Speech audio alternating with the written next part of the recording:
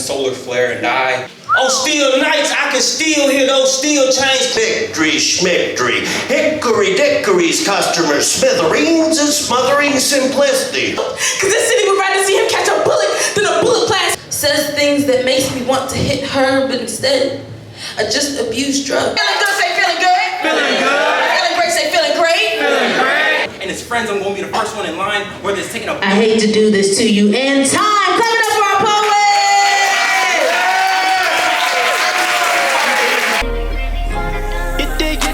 No, I cannot crash out. I'm too far in my bag now. Old friends beat the come up and they pray that I just crash now. I pray that I last. No, I really was the last out. Gotta keep my feelings straight. My new image can't lash out. No, I cannot crash out. I'm too far in my bag now. New friends beat the come up and they pray that I don't crash now. I pray that I last. Now I really was the last out. Gotta keep my feelings straight. My new image can't lash out. Here is another vlog. What it do, you guys? Y'all, make sure you like, you comment, and you subscribe to the channel. You feel me? We trying to hit that little something slightly little 500 subs, and then after that we're gonna see if we can hit a K. If we hit a K, I'm gonna be feeling great. But anyway, y'all, so we're on the way to our first ever poetry slam. We've done poetry slams before, but this is like an official poetry slam. Like there's gonna be heavy hitters in the building type poetry slam. I'm so nervous and I'm mad excited. Like this is gonna be crazy on Granny. Like this probably gonna be the craziest thing we've done all year long. I'm not gonna lie. No, I lied. But this is definitely top five craziest things we've done this whole entire year. So it's at Busboy and Poets, and I wanted the whole crew to be there, but they sold out of tickets. I asked the lady that was the coordinator there, she's a poet in our area. First she said that I couldn't come through because it was going to be packed and, you know, there's no tickets at the door type thing. I was like, dang, bro, that's crazy. And she was like, I'll let you know if anybody else, like, you know, like drops out or anything. And so someone dropped out, and she was like, as soon as bro dropped out, she was like, yo, come through. And I was like, bet. We have a late comer. Celia, do you want to be a part of the slam? Yeah, that's what I was saying. Do you want to be a part of the slam? I'm second. All right, cool. I can do that. Okay, here's what you need to know. If you don't have fun, it's not because of me. You came here tonight to do one of two things. To spit poems and have fun. Have fun. Yeah. Let's go fast. Sure. Just roll with it. Yeah. Awesome. Poetry on three. Say 1, 2, 3. Poetry. Thank you. Have a lovely. Oh yeah, it's about to be dope. All right, y'all. So we just got here. As y'all know, I went to the wrong drawing, and so I was afraid I wasn't gonna be able to perform because they said 30 minutes before. I got here at least 5 minutes before. They said, yeah, you got a problem like that. I was like, okay, cool. So I'm nervous as crap because they said 2 rounds. I wasn't sure what the 2 rounds was supposed to be for. I don't know what I thought. I was kind of being slow, so that means I gotta do 2 poems. I only got 1 poem ready. I got like 5 in the chamber, but I have no idea which one to do. And so I'm thinking about to do 4 out of 4 because that's always been my heavy hitter. That's always been my go-to for second head. So we might just do 4 out of 4. We're gonna do 4 out of 4, never finish, and then the first one is gonna be, of course, what's that joint called? The one I just did, the kitty effect. We're gonna do the kitty effect, the 4 out of 4, and then hopefully we slam out the park with that. I don't know because there's like what, 8 of us. There's some people here that really look like they can write, and so I'm nervous. I'm just here to have fun.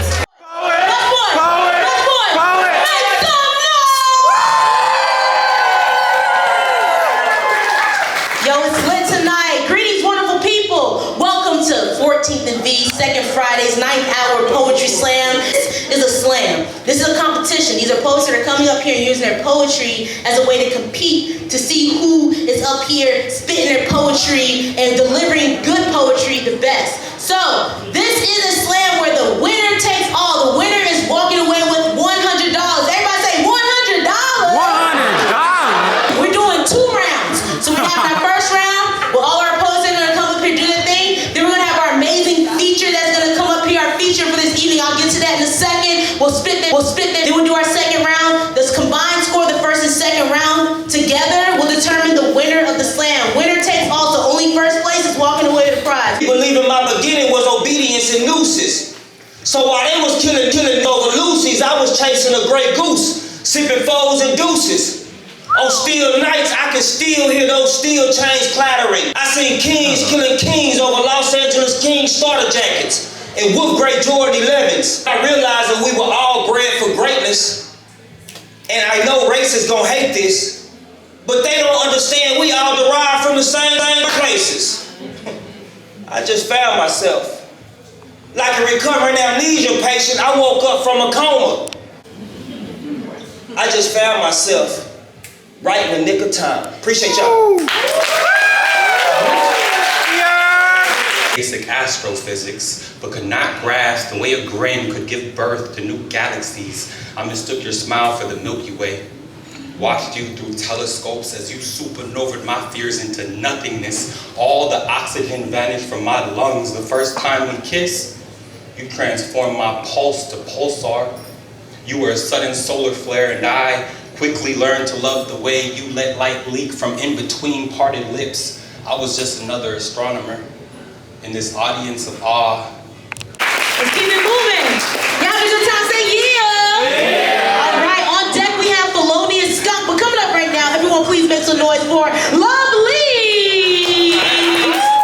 Keep those flags going. When I tell you, I was looking at myself like, bro, what the freak is you doing, bro? Like, just editing this joint. I'm like, bro, you can't be serious, bro.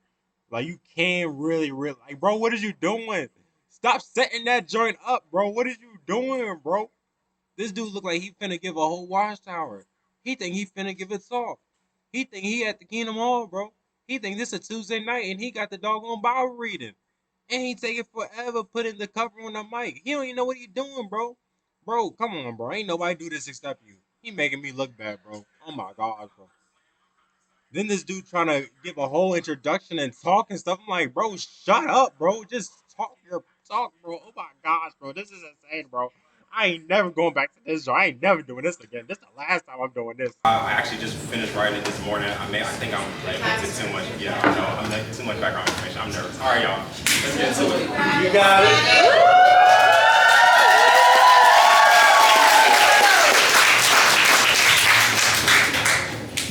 There are no more superheroes at all.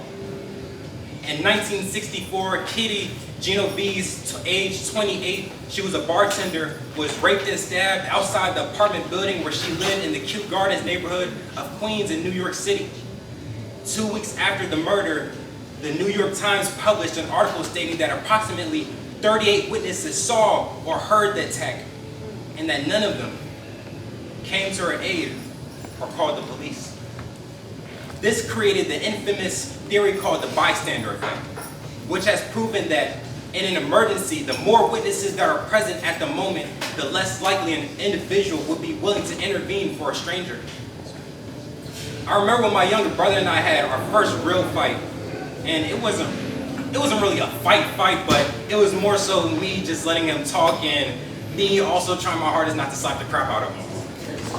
But this fight started out as a debate as to where if a stranger was going through a life and death situation, would either of us stop to help or assist them?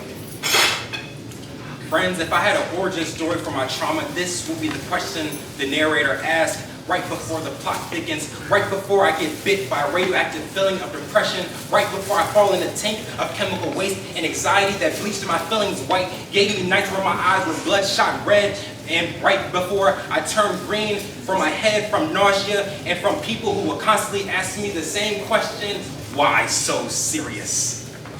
See, when I learned there were no superheroes, I slowly became a villain. My origin story is kind of twisted. It sounds something that belongs in fiction.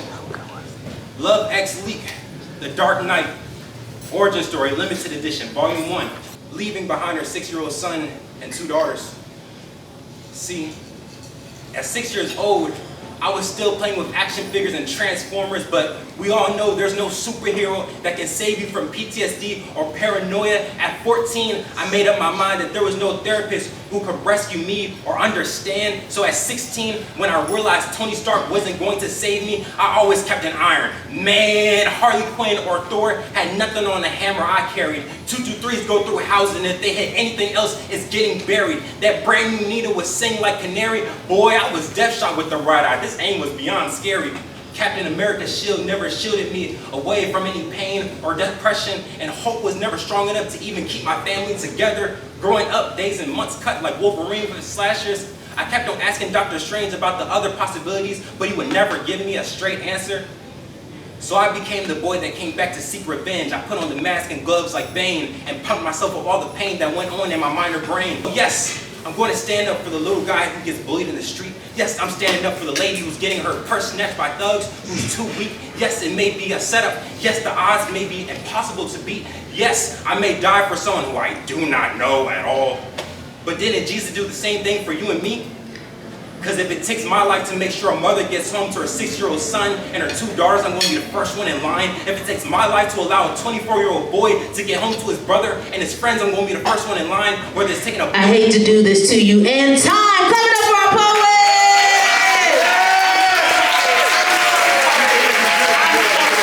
I'm sorry. 2 and 1, get them up from lowest to high, from lowest to high. We have and 6.5,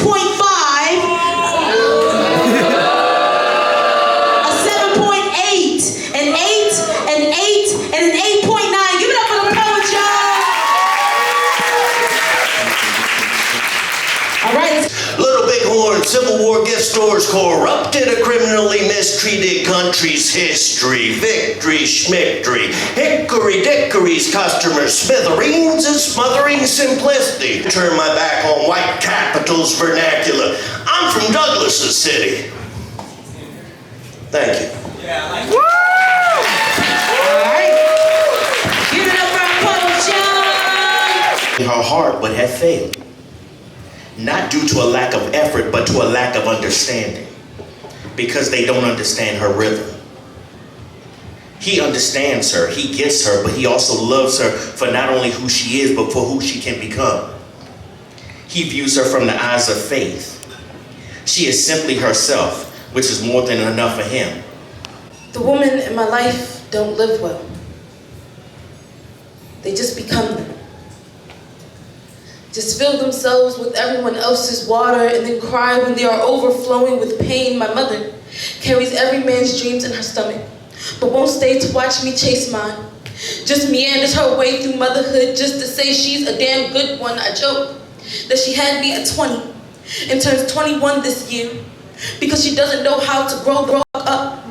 Doesn't want the responsibility of being a mother, just the bragging rights of saying she's mine. And when she gets drunk, she spits out the deadliest venom. Says things that makes me want to hit her, but instead, I just abuse drugs. I think my mother's love language is smoking. I think the only time we bond is over a blunt or a bong. My mother doesn't tell me she loves me. As much as she asks me if we want to smoke, I call her homegirl, because we both know she's a long way from mommy. But I love her the same.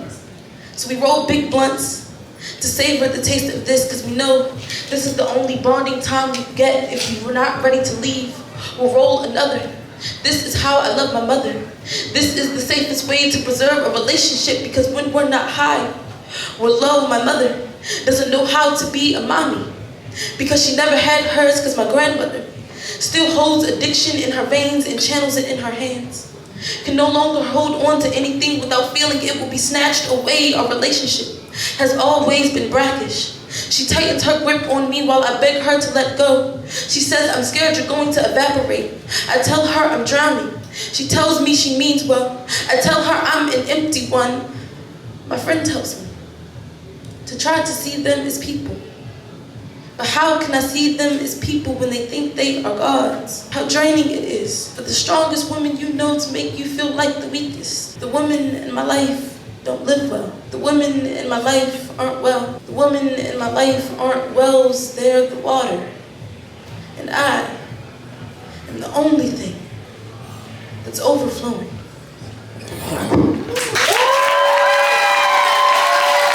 Give them all the affection, but not our sons. No, we punch our sons in the shoulder, in the chest, then you man up. You go hard. You be a Stonewall wall, but not like Stonewall Rebellion 1969, because they'll be gay. And you know how fathers be so scared for their sons to be gay or to be anything different than their assumptions, because we are lied to. We are lied to. We are lied to and told that gay means sensitive, or that sensitive means soft, or that soft means feminine, or that feminine means weak.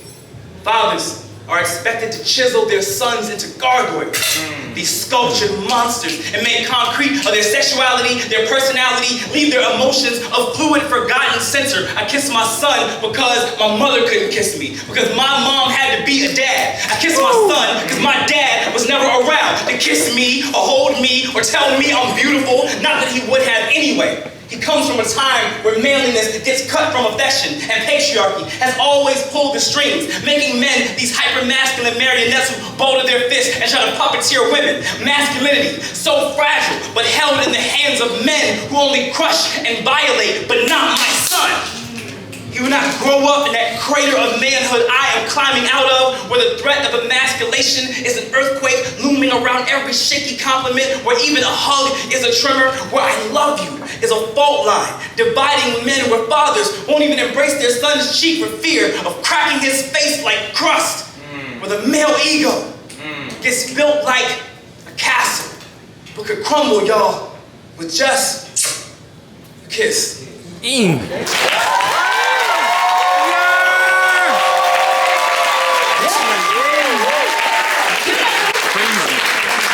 These were the guys I was talking to in the beginning. I was like, dang, bro, that's crazy. Tony, That's crazy. what was the score for Nia Taylor? Women might convince him to fall for her. Might convince him that the wedding bells are just, that the police sirens are just wedding bells, so that the defendant's side of the courtroom is just a synonym for the groom's side of the family sometimes. I'm glad he's not in school, because that means that school to prison pipeline won't catch him.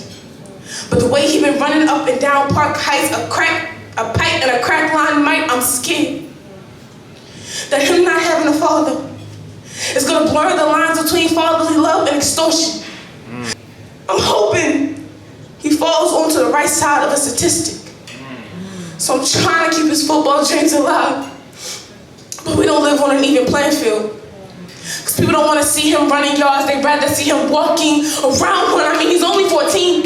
And I'm already scared his life is gonna get clipped short. Because this city would rather see him catch a bullet than a bullet blast. How do I protect him from the streets when the alternative is leaving him homeless? How do I tell him to stay off the streets when the only way to stay off is to work on it? My brother always said he was too pretty for prison. In his coffin. But I want to see him in a jersey before a casket. I want to see him graduate high school before he passes. I want to see him become a man. So I'm praying he never becomes a statistic. Go ahead. Spanning over 20 years, as seen on Good Morning Texas, All Deaf Poetry, Huffington Post, CNN, Teen Vogue, The Examiner, Essence Magazine, and countless other national publications. She is a force to be reckoned with, and the next generation most powerful woman in the spoken word scene. So right now, I need y'all to start making some noise right now. Start clapping.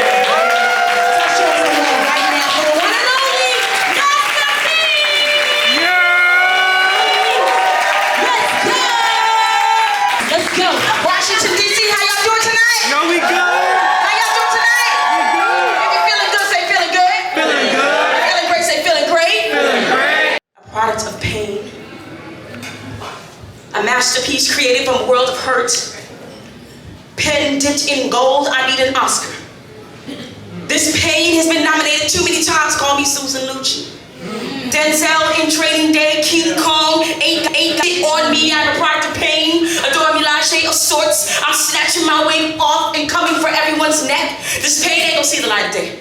My shows are at night, call me vampire. The stage is where I draw blood, sinking my teeth into the mic.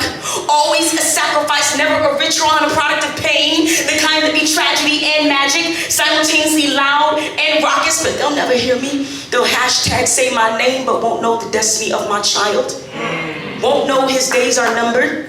He'll need an encyclopedia for living cautiously as black. So this pain gon' speak volumes. This pain gon' be amplified. And misery loves company, so this pain gon' spill out into audiences and leave you to clean up the mess. This is shots fired. This is a trigger warning. This is years of me drawing a blank and not knowing where the bullet wounds are. I'm finally a loose cannon, a noose unraveled. A prayer be necessary. A praise before hallelujah. A woman before amen. Ooh. I'm a product of pain.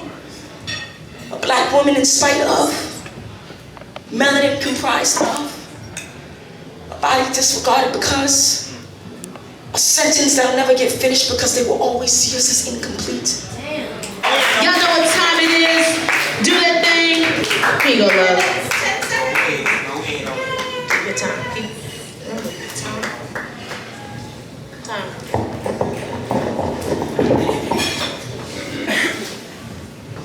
There's a secret society for young black boys. Most of us get initiated between the ages of 11 and 12. If you're lucky enough, you'll never hear about it. You go from it's okay to cry sometimes to don't show emotions. We used to share each other's lunches at school. Now we still share beef, but it's because of common commotions. We go from it's okay to lose to sometimes to I'll never be a quitter. We go from letting bygones be bygones to I'm gonna die behind this trigger. We go from striving for success to wanting to be the most dangerous hitter. When I was 11, I knew a boy that wanted to be president. By the time we was 12, he was already a killer. We hold these truths to brace ourselves for our terrors, because we know as black boys someday we may die for our errors. My older brother Ace taught me to stand up even if the odds are against you. 6 years later, I was one of his pallbearers. See, we don't join the sect because we want to. We do this because this is a survival mechanism to stay alive and free. My brother died from homicide when he was 24. I'm getting kind of nervous because I just turned 23. Look, my sister has depression. I just want her to be straight. 72-hour watch. I seen her in that gray room with no items. I said, Hitty, you gonna be safe. I forget she wasn't in the same club and society as me. She never got to this state. For her, she has actual breaking points. There's only so much that she can take. So I tell her, don't let anybody talk to you any type of way, because if they do, they'll deal with me, and it's gonna be their lucky day. My little brother got initiated late. When his brother died, they took him away. I don't know when they did it, but when he came back, he wasn't the same. He lost his innocence. I swear some days he feels nothing. He went from trying to dream big to I'm trying to kill something, went from listening to Michael Jackson to I'm trying to drill something, because in the club they said if they don't rock with you, you better be ready to make them feel something. My girl has a little brother who's 18. Looking at his smile and the way he jokes, he hasn't been pulled to this club yet. I hope they never introduce him to the feelings we've been introduced to, because it's rare to be that old still smiling for no reason. Most of us became 14 and turned heartless. Tragedy struck, hit me in my gut, told myself I can't be a punk kid. Then it goes from drive-bys to homicides, saying I can't be a punk kid, you not. We're not even from the gang-banging type of blocks. But these suicidal thoughts will make your own kinfolk feel like ops. Gotta hit it so paranoid, make your own friends give you the drop. In this society, black men don't express themselves. We barely even really believe in therapy. Because I'm not gonna let anyone know my thoughts if they ain't gang or if they ain't gonna marry me. I carried the weight of the world when I carried Ace in that casket. I wonder if it'll feel just as heavy when somebody carries me. Love. Thank you. Give it up for the poet. One, get them up from lowest to high. We have an 8.6, an 8.9, an 8.9, a 9, and a 9.7. Give it up for the poet. All right, let's keep it moving. On deck, we have Chuck. We're coming up right now. Everyone makes a noise for Felonious Scum. All right, y'all, we in DC. We still in DC with it. I just stepped outside to make sure that my car not getting it towed or nothing like that, because I don't know where I park. I'm just making sure real quick I might park in a little better spot, something closer to the door. I don't see nothing right now. That joint was crazy in there on Granny. That's the crazy part about it. I'm like, oh dang, what the freak? I hope they got bigger problems to deal with messing with whatever I'm doing. So I that my car. We finna go see what's up over here. Slice the news. And Anaya Taylor. Everyone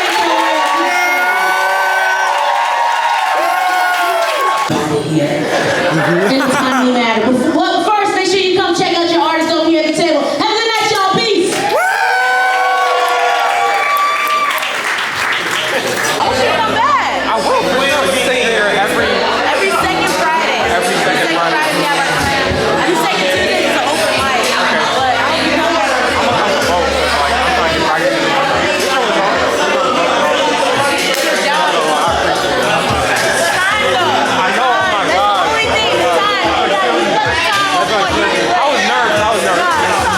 John. So you want to see? I appreciate it.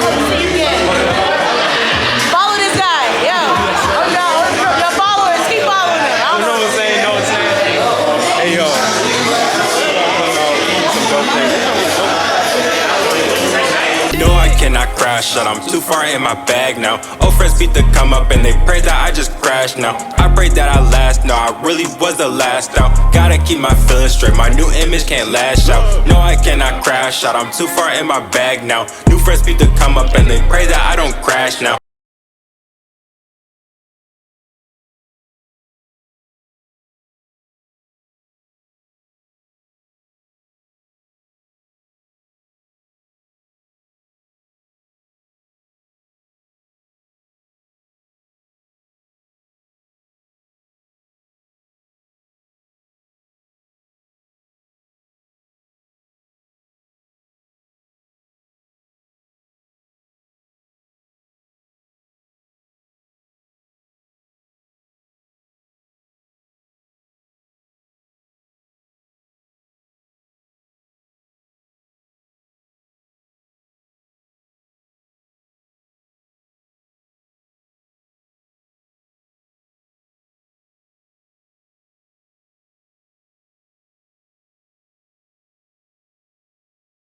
Hey yo, that jump was so hard, bro. I'ma definitely have to slide through for another time, for sure. I'm thinking about going to I can't do the one on Tuesday because my meeting, obviously, but I might go to a different one. That jump was so tough, though. I'm not gonna lie. That was top tier, 10 out of 10, 10 out of 10. Now, I don't know. That was tough. I definitely think I did better on the second time than the first one, but I just needed to memorize my stuff, get my stuff down. But hey, this was literally just this was like a side mission, bro.